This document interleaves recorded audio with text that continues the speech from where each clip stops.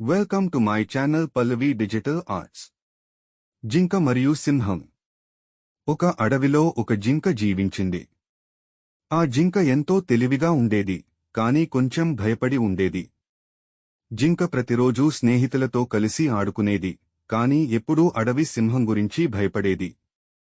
సింహం చాలా బలంగా ఉండేది, అందరూ దానిని రాజుగా పిలిచేవారు. ఒకరోజు జింక నీటి తాగడానికి సరస్సు వద్దకు వచ్చింది.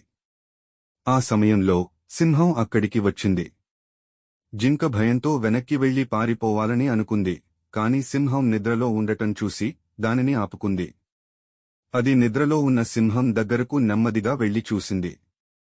అప్పుడు జింక ఆలోచించింది, ఎందుకు నేను ఎప్పుడూ సింహాన్ని భయపడుతూ ఉంటాను?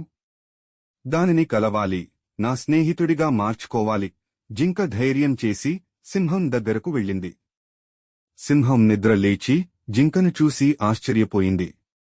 కాని జింక భయపడకుండా మృదువుగా మాట్లాడుతూ, సింహా, నీకు నేను ఒక స్నేహితుడిని కావాలి. మనమిద్దరం ఈ అడవిలో శాంతిగా జీవిద్దాం అని చెప్పింది. సింహం జింక మాటలు విని దాని మనసులో మృదువైన భావం కలిగింది. నువ్వు నిజంగా ధైర్యంగా ఉన్నావు, జింక. నేను నీకు స్నేహితుడిని కావాలని అనుకుంటున్నాను అని సింహం చెప్పింది. అలా సింహం మరియు జింక మంచి స్నేహితులుగా మారి అడవిలో అన్ని జంతువులకు స్నేహం యొక్క శక్తిని చూపించారు. నైతికం, ధైర్యం మరియు స్నేహం ఎంతటి భయాన్ని కూడా అధిగమిస్తుంది.